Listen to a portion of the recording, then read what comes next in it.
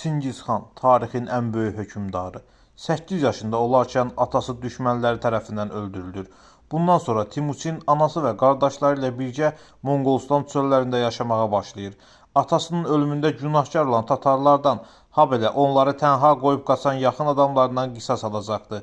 Boylu buxunlu, pəhləvan cüssəli, iti baxışlı, gəncə çevrilmiş Timuçin öz düşmənlərini qorxuya salmışdı. Onlar Timuçini aradan götürmək barədə düşünürdülər. Həmin düşmənlərdən Tarqutay adlı başçı vaxtilə Yesugeyin əlində olan torpaqlara sahib çıxmış, özünü bütün torpaqların hakimi elan etmişdi. O gənc Timuçini məhv etmək üçün hazırlaşırdı.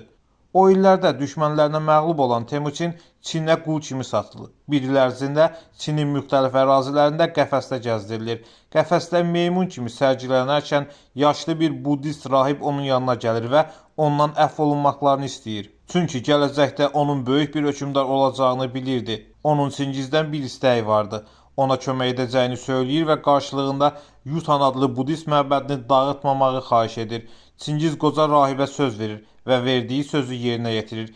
Çini işğal edib bütün məbədləri yerlə bir etsə də Yutan məbədinə toxunmur. Timuçin qonşu qəbilələrin yerlərinə hücum edərək var dövlətini, heyvan sürülərinin sayını artırırdı.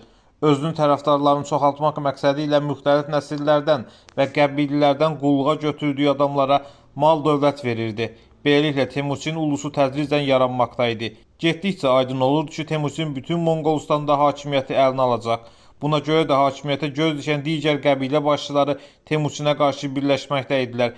Timuçinin ən təhlükəli düşmənləri Merkitlər sayılırdı. Timuçin Merkitləri darmadağın edir. 1202-ci ildə isə Tatarlar üzərində qələbə qazanır. Bütün Monqol qəbilələrini birləşdirən Timuçin 1206-cı ildə qurultay çağırır və özünü xan elan edir. Çingiz xan artıq bir məqsədi vardı: bütün dünyanın hakimi olmaq. Üzünü qərbə tərəfə çevirir. Qarşısına çıxan bütün şəhərləri, kəndləri məhv edir. Ona müqavimət göstərən heç kəsə mərhəmət etmirdi. Onun ən böyük qətliamlarından biri Buxara şəhərində baş vermişdi. Şəhəri dağıtmaması üçün döyüşsüz təslim etmişdilər. Ancaq Çingiz xan sözünü tutmayaraq şəhəri yandırır. O zaman 1 milyon əhalisi olan şəhərdə bir canlı belə qalmamışdı. Lakin bu da Çingiz xana bəs etmirdi. O sonsuzluğu, ölümsüzlüyü istəyirdi. Buna görə də kahinlərə, şamanlara böyük dəyər verir və səfərlərində yanında mütləq kahin aparırdı. Bir dəfə yaşlı bir buddist rahibə ölümsüzlüyün sirrini soruşur. Rahib ona nə qədər çox qadınla bərabər olarsa, ömrünün bir o qədər uzun olacağını deyir. Ona görə də işğal etdiyi ərazilərdə yüzlərlə qadınla bərabər olurdu. Hazırda dünyada 20 milyondan çox insan onun nəslindən olduğu deyilir. Çingiz xanın İrəlilədikcə müsəlman və xristian aləmində də qorxu hakim olurdu. Xristianlar onu dəccal olduğuna inanır və bütün Avropanı işğal edib məhv edəcəyini deyirdilər.